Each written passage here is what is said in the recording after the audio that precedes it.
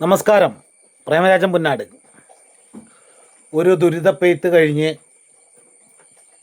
മനം തെളിഞ്ഞ് അല്പമൊരു ശമനം ഉണ്ടായി നിൽക്കുന്നൊരു സമയമാണ്. ഈ സമയത്ത് പറയാതിരിക്കാൻ വയ്യ. 2018 ഇതുപോലൊരു പ്രളയം വന്നപ്പോൾ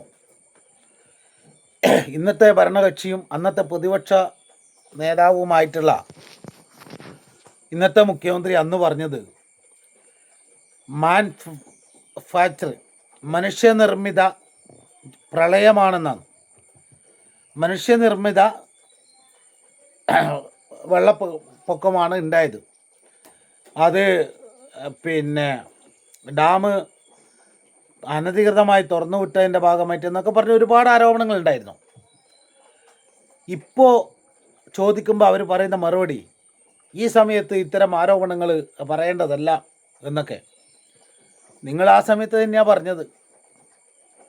അപ്പോൾ കൊടുത്താൽ കൊല്ലത്തും കിട്ടും, പാടത്ത് പണി വരമ്പത്ത് കൂലി എന്ന് പറയും പോലെ ഇപ്പം നമ്മളെന്ന് പറഞ്ഞാൽ ഇടതുപക്ഷ ജനാധിപത്യ മുന്നണി, വിശേഷിച്ച് അതിന് നേതൃത്വം കൊടുക്കുന്ന CPIM, നമ്മളൊരിക്കലും പറയുന്നില്ല ഇത് നിങ്ങൾ ഉണ്ടാക്കിയതാണ് എന്ന്. ഇത് നിങ്ങൾ ഉണ്ടാക്കിയ പ്രളയമാണ്, അല്ലെങ്കിൽ നിങ്ങൾ ഉണ്ടാക്കിയ വെള്ളപ്പൊക്കമാണ്, നിങ്ങളുടെ പിഴവാണെന്ന് നമ്മൾ പറയുന്നില്ല. കാരണം ഇത് പ്രകൃതിയാൽ ഉണ്ടായതാണ്. അപ്പോൾ തന്നെ CPMൻ്റെ നേതൃത്വം DYFI സന്നദ്ധരായി സജ്ജമായി അവരെ പ്രവർത്തനം ആരംഭിച്ചിട്ടുണ്ട്. അപ്പോൾ അതുകൊണ്ട് ഇതൊക്കെ ചില കാര്യങ്ങളൊക്കെ പറയുമ്പോൾ ശ്രദ്ധിക്കുന്നത് നല്ലതാണ്. ആ കാലഘട്ടത്തിൽ അനാവശ്യമായിട്ട് പറഞ്ഞതാണ്. പക്ഷെ ഇന്നലെ മുഖ്യമന്ത്രിയുടെ ഇടപെടൽ, അവിടെയാണ് രണ്ട് മുഖ്യമന്ത്രികൾ തമ്മിൽ, രണ്ട് ഭരണകക്ഷികൾ തമ്മിലുള്ള വ്യത്യാസം. എന്തോ വലിയ കാര്യത്തിൽ ഇപ്പോൾ PC വിശ്വനാഥ് പറയുന്ന കേട്ട് 3 തവണ കളക്ടറെ വിളിച്ചു വന്നു. 3 തവണ. ഇന്നലെ രാവിലെ തൊട്ട് ഇന്ന് രാവിലെ വരെ ദുരിതപ്പെയ്ത്ത് പെയ്ത് 6ഓളം ജീവനുകൾ നഷ്ടമായി. അനേകർ ദുരിതാശ്വാസ ക്യാമ്പുകളിൽ കഴിയുന്നു. ടൗണുകൾ മൊത്തം വെള്ളത്തിൽ കഴിയുമ്പോൾ അദ്ദേഹം യാത്രയിലാണ്. അദ്ദേഹം ഓരോ സ്ഥലങ്ങളിലേക്ക് പോയിക്കൊണ്ടിരിക്കുകയാണ്.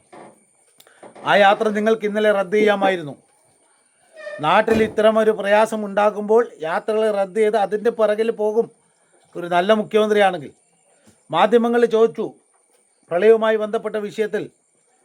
അപ്പോൾ പറഞ്ഞത് അത് ഓഫീസിൽ നിന്ന് ഫ്രീസിങ് ഉണ്ടാവും, ഓഫീസിൽ നിന്ന് കുറിപ്പ് വരും എന്ന് പറഞ്ഞ് പിന്നെ അദ്ദേഹം യാത്ര ചെയ്യുകയാണ് ചെയ്തത്. അവിടെ ഒരു മറുപടി പറഞ്ഞിട്ടില്ല.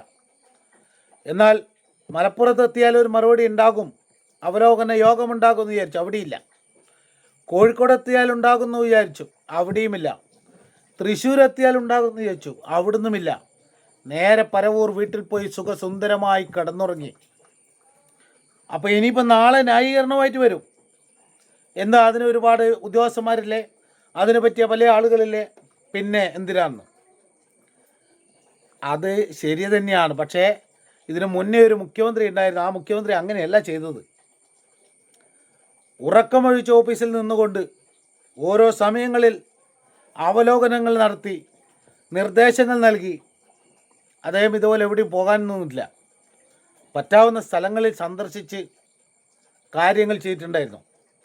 അപ്പോൾ ഇന്നലത്തെ 2 കാര്യമാണ്. ഒന്ന്, നിങ്ങൾ പറഞ്ഞത് മനുഷ്യനിർമ്മിത വെള്ളപ്പൊക്കമെന്ന് പറഞ്ഞു. ഇത് മനുഷ്യനിർമ്മിതമാണെന്ന് നിങ്ങൾക്കിപ്പോൾ മനസ്സിലായോ എന്താണ് വെള്ളപ്പൊക്കത്തിൻ്റെ അവസ്ഥ എന്ന്. വെള്ളത്തിനൊന്നും ആർക്കും തടഞ്ഞു നിർത്താൻ കഴിയില്ല, തടുത്തു നിർത്താനും കഴിയില്ല. അപ്പം മനുഷ്യനിർമ്മിതി അല്ല എന്ന് ഇപ്പം നിങ്ങൾ വാദിക്കൂലേ?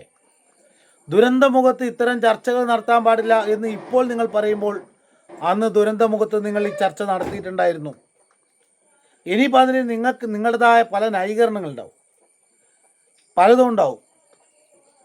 അത് നിങ്ങളുടെ ഭാഗങ്ങൾ, നിങ്ങളെ ന്യായീകരിക്കുന്നവർ നിങ്ങളുടേതായ രീതിയിലുള്ള ന്യായീകരണം ഉണ്ടാവും, അത് സ്വാഭാവികമാണ്. പക്ഷേ ഒരു മുഖ്യമന്ത്രി, ഇദ്ദേഹം എന്താ പറയുക, എല്ലാ ബുധനാഴ്ചയും മാധ്യമങ്ങളെ കാണുന്നുണ്ട്, മാധ്യമങ്ങളെ കാണുന്ന ഒക്കെ ആണെങ്കിലും ഈ ഒരു ദുരന്തമുഖത്ത് ഇങ്ങനെയല്ലായിരുന്നു ചെയ്യേണ്ടത് എന്നാണ് എൻ്റെ അഭിപ്രായം.